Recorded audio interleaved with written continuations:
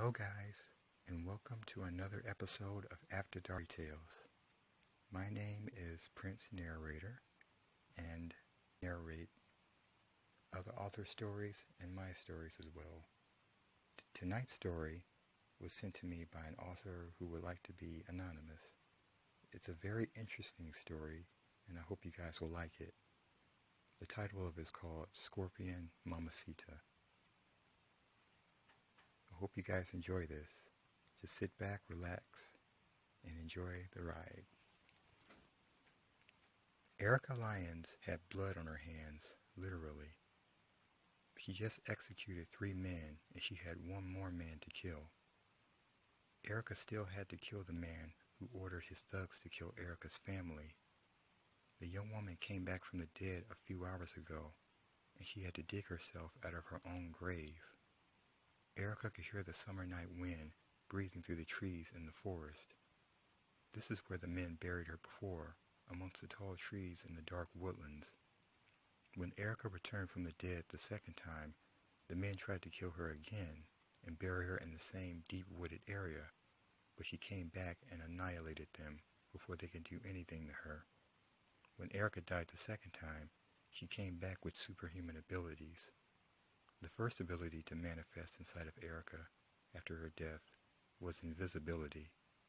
She discovered her invisible nature after one of the men she killed tried to shoot her. Erica pounced on the man like a wild, hungry lion after she realized that he couldn't see her anymore after unloading his 9mm pistol at her. The man died unmercifully.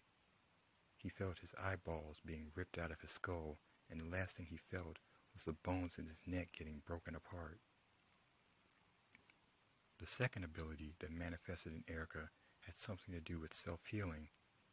The young woman's skin would produce regenerative healing abilities after a bullet would strike her. Erica remembered dying a few hours ago. She remembered coughing and grabbing for air after she emerged from the ground soaked in dirt. After returning from the dead a second time and killing the 3 men, Erica ran through the forest, and she didn't feel out of breath like she did hours earlier when she exited her grave. Erica felt faster and stronger. She could feel an unearthly fire surging through her veins. Erica couldn't stop thinking about how they murdered her child and husband. Erica became so enraptured in the thoughts of her dead husband and daughter that it took her some time to realize that her feet weren't touching the ground. The third ability manifested in Erica and had something to do with flight. Instead of running through the forest, Erica was now soaring above the trees like an eagle. The young woman had a clear view of a full moon.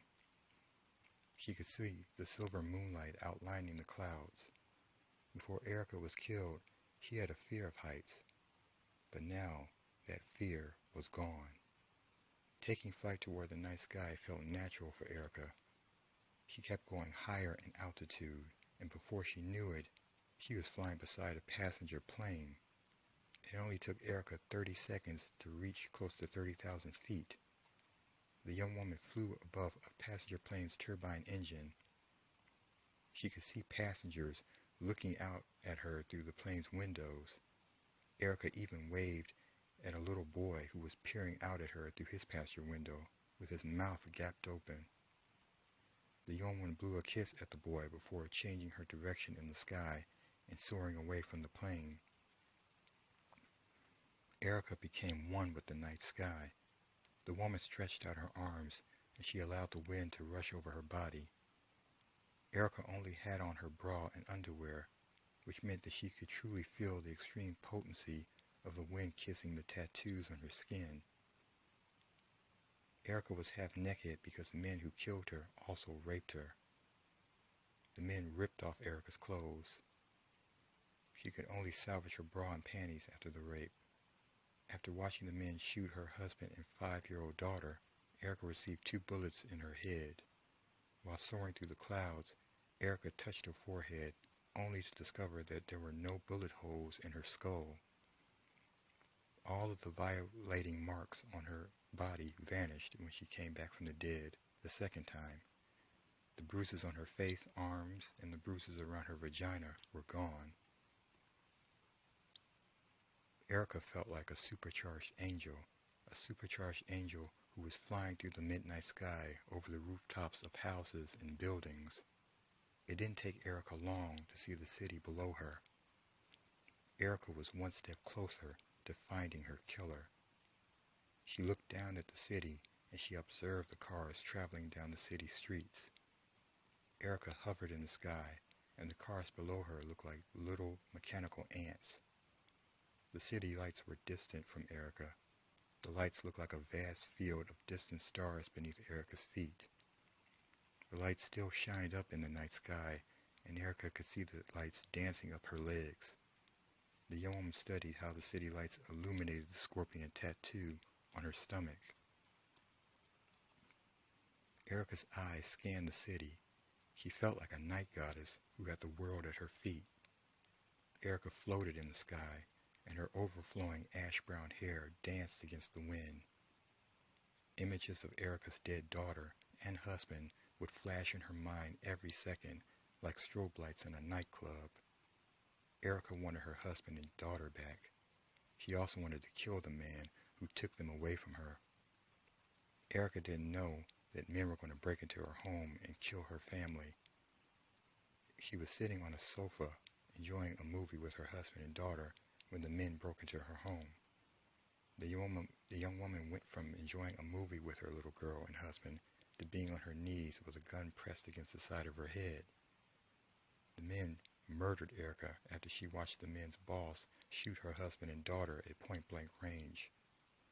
Erica remembered the name of the man who shot her family. He was the boss over the other men, and his name was Jerry Valentine.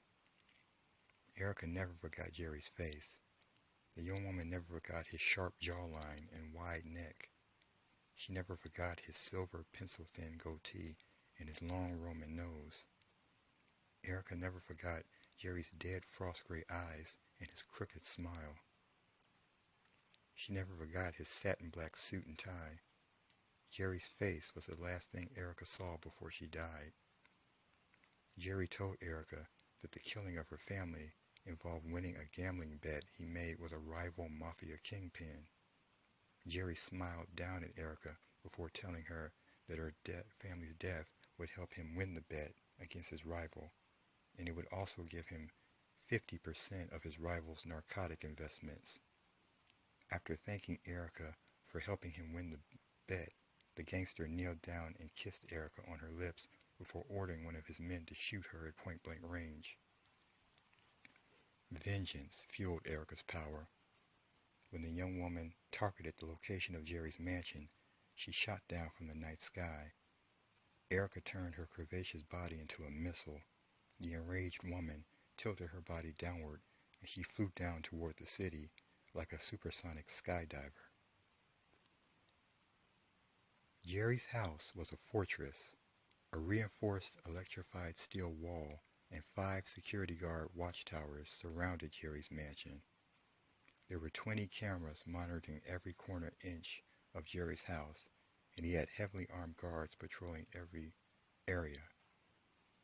Jerry was making love to his girlfriend when he heard distant gunshots ringing through the air outside his mansion. The gangster didn't want to hear gunshots while making love to his girlfriend. "What was that?" Jerry's girlfriend Cassandra asked through her whiny voice. "How the hell should I know?" Jerry grumbled at his girlfriend after grabbing his gun off the living room coffee table. Jerry attempted to rise from the sofa, but his girlfriend refused to take her arms from around his neck.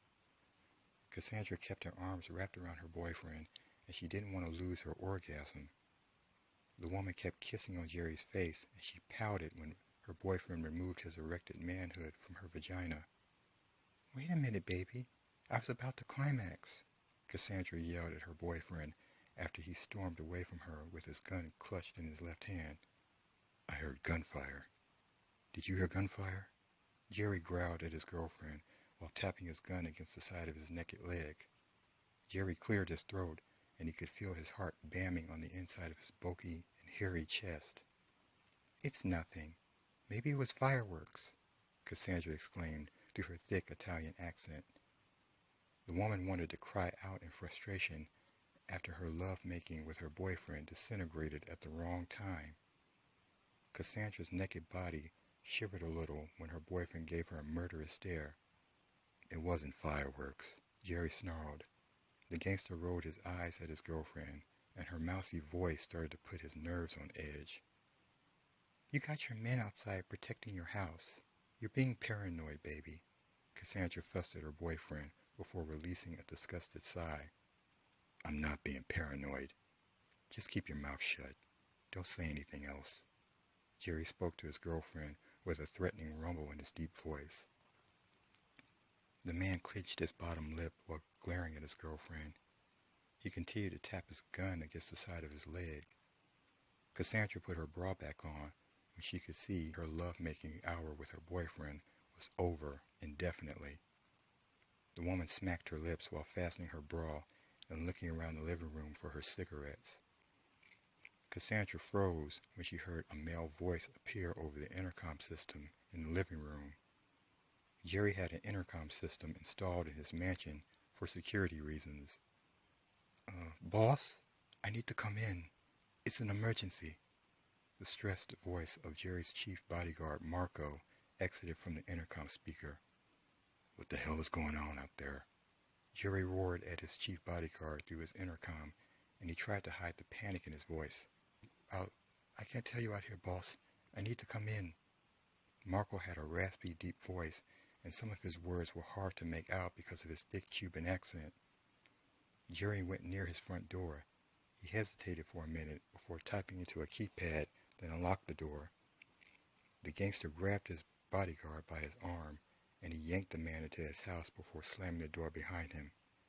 I'm sorry, boss, but somebody tried to break through your security detail, Marco explained before snorting and stroking his beard. Who the hell tried to break in? Was it one of Dino's guys? Jerry asked intensely. He thought his rival had sent someone to kill him, and his agitation caused him to squeeze Marco's arm even harder. Jerry had to look up at Marco, and he kept a firm grip on the man's bulging arm. No, it wasn't Dino's guys. It was a woman, Marco quickly replied to his boss. The big man looked down at his boss, and he watched as all the blood drained from Jerry's face. A woman. Jerry's mouth fell open as he stared up at his bodyguard. Who was the woman? Did the woman work for Dino? Jerry grumbled out his words while in disbelief. The gangster had on no clothes, and the only thing he wore was his gold chain necklace, which he kept fidgeting with. Yes, boss, a woman. We killed her before she could tell us who she was. Marco paused when his boss gave him an infuriated stare. Why the hell would you kill her? We need to know where the enemy is coming from so we can be ready for the next attack. Spit flew out of Jerry's mouth as he spoke vigorously. Which one of my guys killed her? I'm going to kill him. Did you shoot her? Jerry aimed his gun up at his bodyguard, waiting for a wrong answer so he could pull the trigger.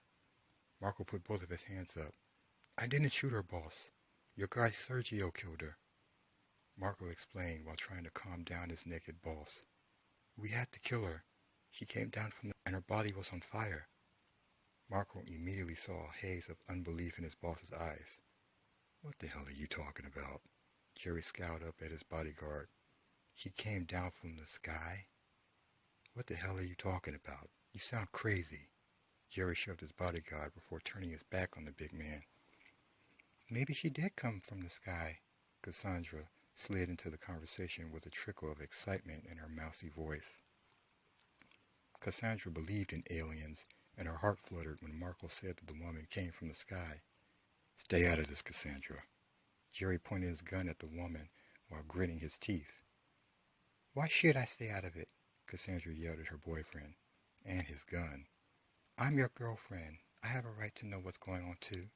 Cassandra watched as her boyfriend reluctantly lowered his gun while rolling his eyes at her. Marco, honey, you said the woman came from the sky. What did she look like? Cassandra shot her questions at Marco. The woman jumped up from the couch as she ran toward the tall bodyguard. She planned to take Marco by the hand so she could lead him back to the couch. But the woman stopped in her tracks when Marco's eyes flickered like two lit candles. Marco smirked at Cassandra before reaching out and grabbing the woman by her wrist. The bodyguard pulled Cassandra toward him, and he bent the woman's arm behind her back. After twisting Cassandra's arm behind her back, Marco pulled a knife out of his suit pocket, and he jammed the knife straight into Cassandra's throat before she could even scream. Cassandra fell to her knees after the bodyguard released her arm. The woman still had the knife sticking out of the side of her neck as she fell to the floor on her face. Jerry still had his back turned, and he was talking to himself, completely unaware of what just happened behind him. Jerry didn't know that his girlfriend was dead. The gangster kept mumbling to himself while scratching the bald spot on the top of his head. When Jerry finally turned around, he was face to face with Erica. The young woman jammed the knife into the man's genitals before he could say anything. Jerry released a squeaky gasp when he felt the blade slice through his penis. The gangster wanted to scream, but nothing came out. He dropped his gun before falling to his knees.